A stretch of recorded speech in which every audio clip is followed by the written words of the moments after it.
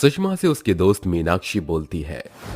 अरे सुषमा, भगवान झूठ ना बुलवाए, लेकिन तेरे दोनों बेटे बड़े हो गए हैं और वो इतने सुंदर हैं कि हर लड़की उनसे शादी करने के लिए तैयार है। तो एक काम कर, तू अपने बेटों की शादी करवा दे।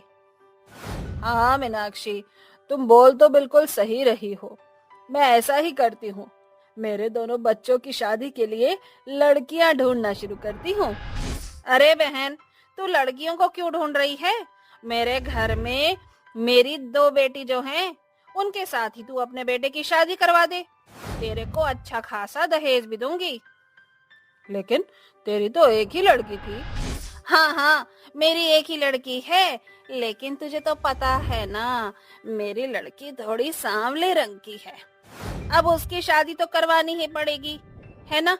उसके लिए तुझे बहुत सारा दहेज दूंगी। और दूसरी मेरी जेठानी की लड़की है। पैसों के लालच में आकर सुषमा मीनाक्षी की लड़कियों की शादी अपने बेटे से तय करवा देती है।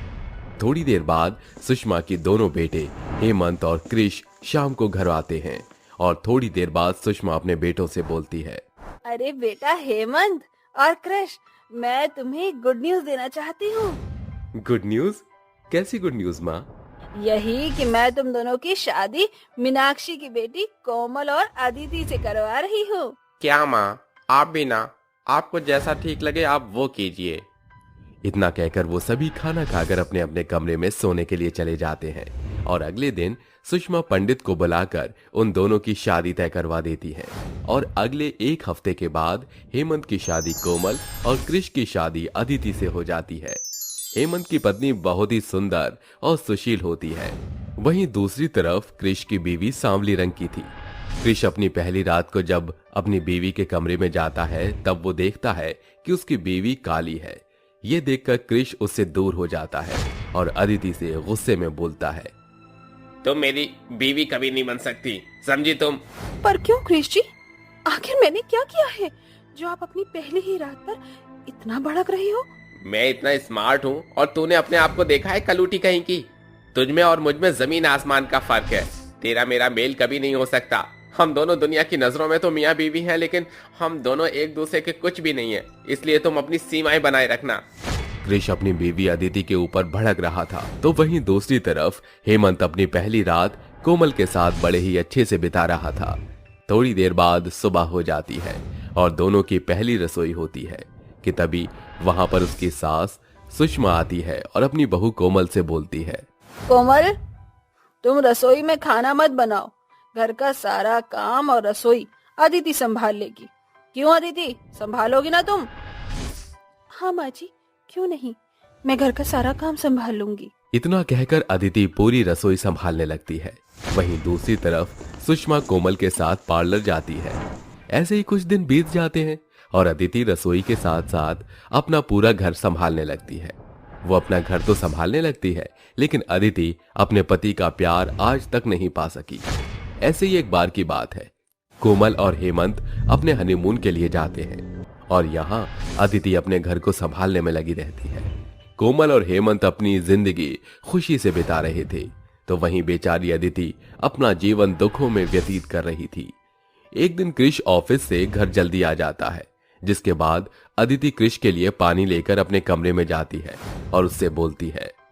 क्रिश जी, कोमल और हेमंत जी दोनों अपने हनीमून पर गए हैं। आप तो मुझे कहीं पर भी नहीं लेकर जाते। क्यों ना हम यहीं पास के मंदिर में पूजा करने के लिए चले? तू पागल है क्या? तुझे लेकर कहीं भी नहीं जाऊंगा मैं, समझी तू? अगर मैं तुझे कहीं लेकर जाऊंगा तो मेरी इंसल्ट हो जाएगी। अदिति कुछ नहीं बोलती और रोते हुए किचन में चली जाती है। तभी उसकी सास अदिति से पूछती है। अरे अदिति बेटा, क्या हो गया? तू इतना क्यों रो रही है? कुछ नहीं माँ, कुछ नहीं, बस ऐसे ही घर वालों की याद आ रही थी। बेटा मुझे माफ कर दे। तू सांवली है ना, इसीलिए शायद मेरा बेटा तुझसे प्यार नहीं करता। मेरी ही गलती है। मैंने ही दहेज के लालच में आकर तेरी शादी अपने बेटे कृष से करवा दी। नहीं नहीं माँ, आप मुझसे माफी मत मांगे। आप तो मेरी माँ हैं और माँ अपनी बेटी से माफी मांगे, मैं ये बर्दाश्त नहीं कर सकती हूँ। अदिति की ये बात सुनकर सुषमा की आंखों में आंसू आ जाते हैं और थोड़ी देर बाद कोमल और हेमंत भी अपनी हनीमून से वापस लौट आते हैं और कोमल और अदिति और सुषमा को बात करते हुए सुन लेते हैं।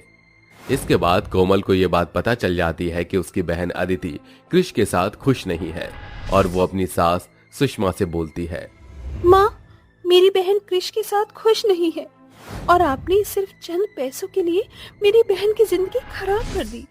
क्यों माँ, आपने ऐसा क्यों किया? कोमल, माँ को तुम ऐसा मत बोलो। हर इंसान से गलती होती है और एक गलती तो भगवान भी माफ कर देता है। मैं तुम्हारे आगे हाथ जोड़ती हूँ, माँ को इन सब का जिम्मेदार मत ठहराओ। मेरी किस्मत में जो लिखा है आखिरकार वही होगा। अदिति की ये बात सुनकर सुषमा रोने लगती है और रोते हुए अपने दोनों बहुओं को गले लगा लेती है, जिसके बाद सुषमा और कोमल आपस में बोलते हैं, माँ, कृष को उसकी गलती का एहसास करवाना ही होगा। पर कोमल, वो कैसे होगा? अदिति और कृष को एक दूसरे के साथ समय बिताने के लिए कहीं दूर भेज देना चाहिए। वो दोनों आपस में बात कर ही रहे होते हैं कि तभी वहाँ कृष आ जाता है और वो अपने घर वालों से बोलता है, माँ, भाभी और भैया, मेरे बॉस की एनिवर्सरी है, तो कल शाम हम लोग मेरे बॉस के घर पर बिग ग्रैंड पार्टी में जा रहे हैं। इतना कहकर कृष वहां से चला जाता है और अगले दिन वो अपने परिवार वालों के साथ अपने बॉस की एनिवर्सरी में जाता है। कृष अपनी पत्नी अदिति के साथ उस पार्टी में खड़ा होता है कि तभी कृष का एक दोस्त वहां आता है और उससे बोलता है, अरे कृष, ये तेरी बीवी है? अरे तो इसे शादी करके लाया है किसी कोयले की खदान में से? कोयले को उठा कर लाया है। भाई मैं क्या करूं, मेरी किस्मत में ये कलूटी ही लिखी थी। कृष के दोस्त कृष का मजाक बनाने लगते हैं और कृष को अपने दोस्त की बात सुनकर बहुत बुरा लगता है। वो गुस्से में वहां से अपनी बीवी का हाथ खींचते हुए लेकर बाहर की तरफ चला जाता है और उसको थप्पड़ मारते हुए बोलता है, तुम बहुत ही बेशर्म औरत हो, तुम जैसी औरत मैंने आज तक नहीं देखी। तुम्हें मैंने कितनी बार बोला था कि तुम मुझसे दूर रहना, लेकिन तुम्हें यह बात समझ में नहीं आती। अदिति को मारते हुए उसके परिवार वाले देख लेते हैं कि तभी उसका बड़ा भाई हेमंत उसको थप्पड़ मारते हुए बोलता है, कृष, तू इतना नीच और गिरा हुआ इंसान है, मैं नहीं जानता था। मैं तुझे कितना सिंसियर समझता था, लेकिन तूने औरत के ऊपर हाथ उठाकर नीच हरकत कर दी है। छी छी छी, तू अपनी बीवी को इस तरह यहां पर मार रहा है। जरा सा नजर उठाकर तो देख ले कि तू कहां पर है। कृष नजर उठाकर देखता है, वहां पर हेमंत के अलावा और भी लोग कृष को देख रहे थे। अपने भाई को अपने लिए ऐसा बोलता हुआ देख कृष को बहुत बुरा लगता है और कृष को अपने किए पर बहुत ही ज्यादा पछतावा होता है, जिसके बाद वो अपनी पत्नी अदिति से माफी मांगता है। मुझे माफ कर दो अदिति, मैंने आज तक तुम्हारा प्यार नहीं देखा। हमेशा तुम्हारे रंग रूप की वजह से खुद से तुम्हें दूर करता रहा। मैं ये भूल गया था कि सामने लोगों के अंदर भी दिल होता है, दर्द तुम्हें भी होता है। कोई बात नहीं कृष जी, मैं काली हूँ ना, इसीलिए मुझे आज तक कहीं भी किसी का प्यार नहीं मिला। मुझे तो ये सब सहने की आदत हो रखी है। अदिति की ये बात सुनकर कृष बहुत ही ज्यादा रोने लगता है और वो उसके आगे हाथ जोड़ते हुए घुटने के बल बैठ जाता है। अपने पति की ऐसी हालत में देख अदिति को और ज्यादा रोना आता है और वो और ज्यादा रोने लगती है। अपने पति को गले लगाकर उसको माफ कर देती है, जिसके बाद कृष अपनी पत्नी अदिति और अपने घर वालों को लेकर अपने घर चला जाता है, जिसके बाद वो अपनी पत्नी के साथ खुशी से रहने लगता है। रात का समय था। मोहन रोते हुए एक जंगल में गड्ढा खोद रहा था। बहुत तेज बारिश भी हो रही थी और उसने अपनी कमर पर अपनी छोटी सी 2 साल की बच्ची बांध रखी थी। उसके पास उसके 2 बेटे और खड़े थे, जिसमें से एक का नाम गप्पू था और दूसरे का गोलू था। हे भगवान, तूने ये कैसा अनर्थ कर दिया। इस गरीबी ने मुझसे मेरा हमसफर छीन लिया। कौशल्या, मैं तुम्हारे बिना अब क्या करूंगा। मेरा इस दुनिया में तुम्हारे अलावा था ही कौन। खेतों में काम करते समय मोहन की पत्नी कौशल्या को एक सांप काट लेता है, जिसके बाद उसकी मृत्यु हो जाती है। मोहन गड्ढा खोदकर अपनी पत्नी कौशल्या को गड्ढे में दफना देता है और अपने बच्चों के साथ रोता हुआ वापस घर आ जाता है। मोहन एक गरीब किसान था जो अपने खेत में काम करके अपने घर का गुजारा करता था। एक दिन सुबह, अले अले ले ले ले मेरी प्याली बिटिया को भूख लगी है, मैं अभी अपनी बिटिया को दूध पिलाता हूँ। ये कहकर मोहन अपनी बच्ची को दूध पिलाने लगता है। तभी उसके दोनों बेटे स्कूल से वापस आ जाते हैं और आते ही कहते हैं, पिताजी पिताजी बहुत जोरों से भूख लगी है, कुछ खाने को दे दो। हाँ पिताजी, सुबह माँ नाश्ता बना कर दिया करती थी, लेकिन अब माँ भी नहीं है, इस वजह से हमने कुछ भी नहीं खाया है सुबह से। रुको बच्चों, मैं तुम्हारे लिए कुछ बना देता हूँ। मोहन रसोई में जाकर चावल का डब्बा खोलता है, लेकिन डब्बा खाली होता है। ऐसे ही वह धीरे धीरे सारे डब्बे खोलकर देखता है, लेकिन सभी डब्बे खाली पड़े होते हैं और घर में अनाज का एक दाना भी नहीं होता। अरे घर में तो अनाज का एक दाना भी नहीं है, अब मैं अपने बच्चों को क्या खिलाऊंगा? जब से कौशल्या छोड़कर गई है मुझे, तब से मैंने खेत में काम भी नहीं किया। तभी मोहन हरिया की दुकान से अपने बच्चों को खिलाने के लिए उधार दूध और ब्रेड ले आता है और उन्हें खिला देता है। दोनों बच्चे खाकर खेलने चले जाते हैं। वहीं मोहन घर में बैठा हुआ सोचता है, अगर ऐसे ही घर पड़ा रहा तो मेरे बच्चे भूखे मर जाएंगे, मुझे कुछ ना कुछ तो करना ही होगा। ये सोचकर मोहन अपनी बच्ची को लेकर खेत चला जाता है और एक खाट पर अपनी बिटिया को लिटा देता है और खेत में काम करने चला जाता है। जैसे ही वह खेत में काम करना शुरू करता है, इतने में उसकी बच्ची रोने लगती है। अरे बिटिया तो रोने लगी, ऐसे तो मैं खेत में काम नहीं कर पाऊंगा। एक काम करता हूँ, बिटिया को कमर पर बांध लेता हूँ, मेरे साथ रहेगी तो रोएगी भी नहीं। मोहन बेचारा भूखा प्यासा पूरे दिन अपनी बेटी को अपनी कमर पर लादे हुए खेती करता रहता है। उसकी बेटी इतनी छोटी थी कि उसे कोई संभाल नहीं सकता था। वहीं दूसरी तरफ उसके पास खाद और बीज भी खत्म हो जाते हैं। हे भगवान, अब मैं क्या करूं? मेरे पास तो खाद और बीज भी खत्म हो गए हैं।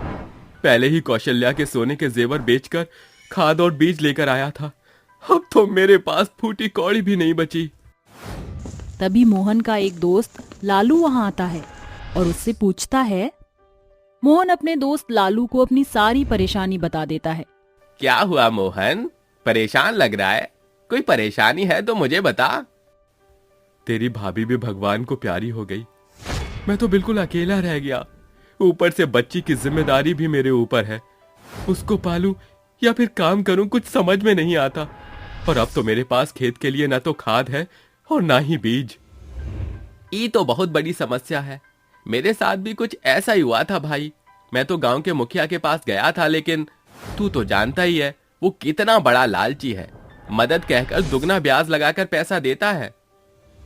हाँ मैं बिल्कुल जानता हूँ, इसलिए मेरा मन नहीं कर रहा उसके पास जाने का। मोहन परेशान होकर अपनी बच्ची के साथ वापस घर आ जाता है और रात को अपने बच्चों को खाना खिलाकर उन्हें सुला देता है। पूरी रात मोहन करवटें बदलता रहता है और उसे नींद नहीं आती। तभी अचानक से उसकी आंख लग जाती है और वह एक सपना देखता है। बच्चों, तुम कहाँ जा रहे हो? मुझे छोड़कर कहीं मत जाओ, तुम्हारी माँ भी मुझे छोड़कर चली गई, मैं तुम लोगों के बिना नहीं रह सकता। पिताजी, आप हमारा ख्याल नहीं रख सकते और हम कब तक ऐसे भूखे प्यासे रहेंगे, इसलिए हम तीनों बहन भाई आपको छोड़कर जा रहे हैं। नहीं बच्चों, कहीं मत जाओ, मैं तुम्हारे बिना नहीं जी सकता, अपने पिता को छोड़कर मत जाओ। तभी सुबह मोहन की बहुत तेज आवाज निकलती है, जिसके बाद उसकी नींद खुल जाती है और वह पूरा पसीना पसीना हो जाता है। नहीं, कौशल्या तो मुझे छोड़कर चली गई, लेकिन मैं अपने बच्चों को नहीं खो सकता। मुझे कुछ तो इंतजाम करना होगा उनकी अच्छी परवरिश के लिए। मोहन तुरंत गांव के मुखिया के पास जाता है। मुखिया जी, मुझे पैसों की सख्त जरूरत है, अगर कुछ पैसे उधार मिल जाएं तो मेरा काम बन जाएगा। पैसे तो मिल जाएंगे, लेकिन तू जानता है ना, मैं पैसा 20% के हिसाब से देता हूँ। मोहन बिना सोचे समझे मुखिया से 20,000 रुपए 20% के हिसाब से ले आता है और बाजार से खाद और बीज ले आता है और दोबारा से अपनी बच्ची को अपने कमर के ऊपर लाद कर खेतों में पूरे दिन खूब मेहनत करता है। ऐसे ही धीरे धीरे कड़ी मेहनत करने के बाद उसकी अच्छी खासी फसल पक जाती है। आखिरकार मेरी मेहनत रंग लाई। अब मैं अपने बच्चों को अच्छी परवरिश दूंगा और उन्हें पढ़ाऊंगा ताकि वो अपनी जिंदगी में सफल हो सके। मोहन अपने तीनों बच्चों के लिए खूब मेहनत करता है। धीरे धीरे उसके दोनों बेटे भी बड़े होने लगते हैं और उसकी बिटिया भी अब बड़ी हो जाती है। उसके दोनों बेटे बड़े होकर पुलिस अफसर बन जाते हैं तो उसकी बिटिया एक स्कूल में टीचर बन जाती है।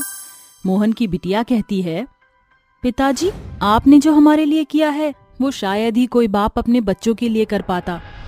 हाँ पिताजी, आप दुनिया के सबसे अच्छे पिता हो। आपने उन मुश्किलों में हिम्मत नहीं हारी जिन मुसीबत में अच्छे से अच्छा इंसान टूट जाता है।